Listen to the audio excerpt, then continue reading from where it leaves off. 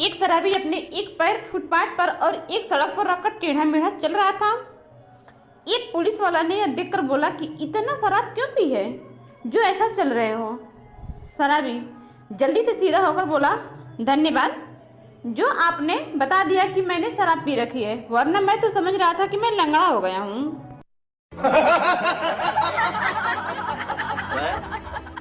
बंता ने शादी के लिए अपने बॉस की लड़की का हाथ मांग लिया।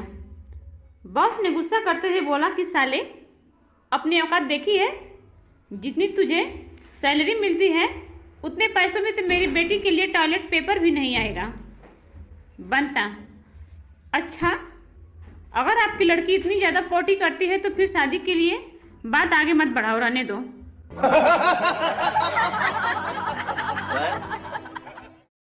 एक बार शिक्षक महोदय ने महान वैज्ञानिक न्यूटन के बारे में बता रहे थे।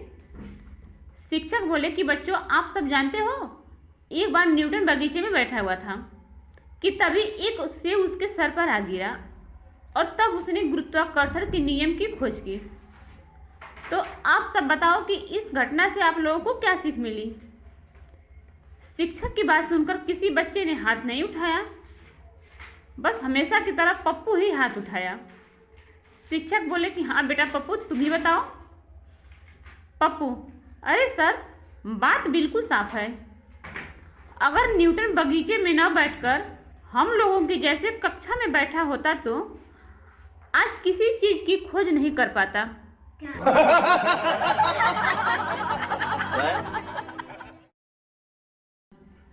यात्री ट्रेन से उतरा। उसने पास में खड़े संता से पूछा कि अरे भाई, ये कौन सा स्टेशन है?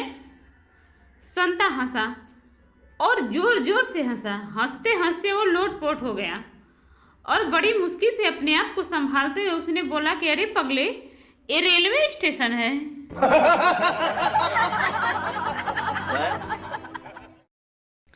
एक शहरी लड़का नदी में बत्तख पर निशाना लगा रहा था। तभी निशाना चूक गया और पानी भर रही एक देहाती महिला का जाकर घड़ा फूट गया।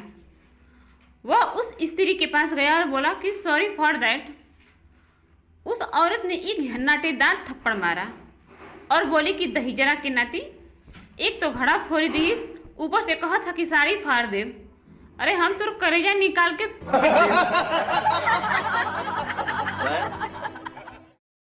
पुलिस वाला चौराहे पर चेकिंग कर रहा था। पुलिस पूछा कि पप्पू से कि इस बैग में क्या है? पप्पू बोला बताते हैं। पुलिस वाले फिर से पूछा, अरे इसमें क्या है? पप्पू बताते हैं बताते हैं। पुलिस वाले ने तुरंत मौके पर बम निरोधक दस्ते को बुला लिया। उन्होंने जैसे ही बैग को खोला तो हवलदार बोला कि साहब, इसमें तो बतासे हैं। पुलिस वाला, इसमें बतासे हैं? तो इतनी देर से तू बोल क्यों नहीं रहा था गधे? पप्पू, इतनी देर से यही तो बता रहा था कि इतने बताते हैं बताते हैं।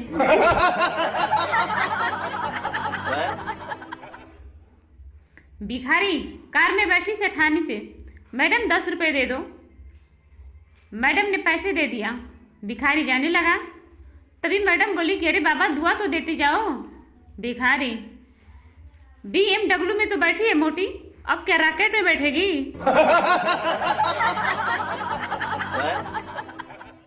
एक बार एक बादशाह ने खुशी में सब कैदी को रिहा कर दिया। उन कैदियों में बादशाह ने एक कैदी को देखा जो बहुत ही बुजुर्ग था। बादशाह, तुम कब से कैद हो? बुजुर्ग, आपके अब्बा के दौर से।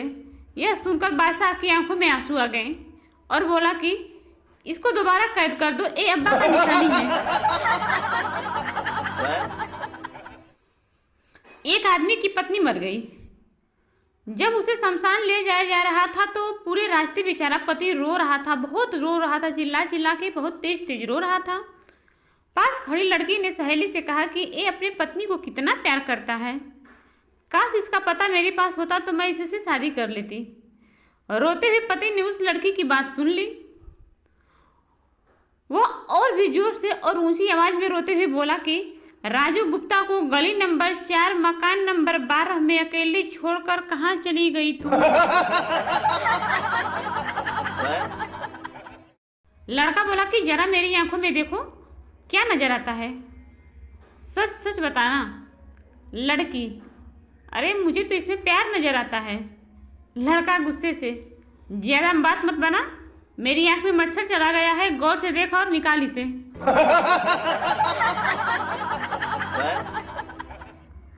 पत्रकार, 80 साल की उम्र में भी आप बीबी को डार्लिंग कहते हैं, इस प्यार का राज क्या है? बूढ़ा व्यक्ति, अरे बेटे 20 साल पहले इसका नाम भूल गया था, पूछने की दोबारा हिम्मत ही नहीं हुई, इसलिए डार्लिंग कहता हूं।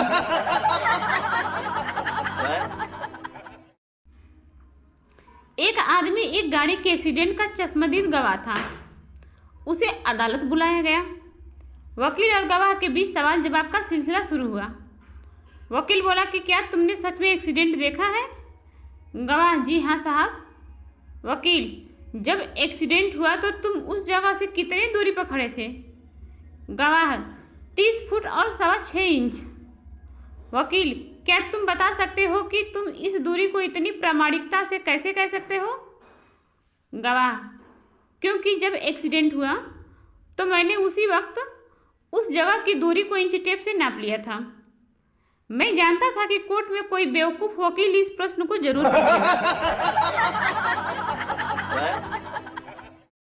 टीचर, लड़कियां अगर पराया धन होती हैं तो लड़के क्या होते हैं? गप्पू बोला कि अरे सर वो चोर होते हैं। टीचर, वो कैसे? गप्पू, क्योंकि चोरों की नजर हमेशा पराये धन पर होती है। No no no no.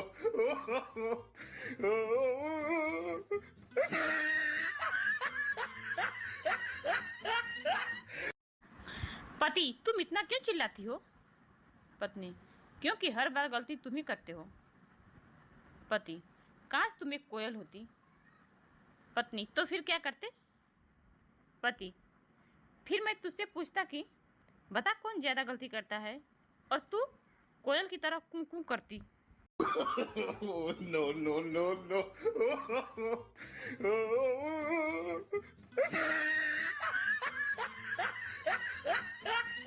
तीन कंजूस दोस्त एक रोज प्रवचन सुनने के लिए गए। प्रवचनकर्ता संत ने प्रवचनों के बाद किसी सत्य कार्य के लिए सभी से चंदा देने के लिए पुरजोर अपील करते हुए कहा कि हर एक कुछ न कुछ जरूर दें। जैसे जैसे चंदे वाला थाली उन कंजूसों के नजदीक लेकर आए संत तो उन तीनों का बेचैनी एकदम से बढ़ गई, यहाँ तक कि उसमें से एक बेचैन होकर बेहोश भी हो गया, और जो बाकी दो बचे थे वो उठाकर बाहर लेकर चले गए। No no no no.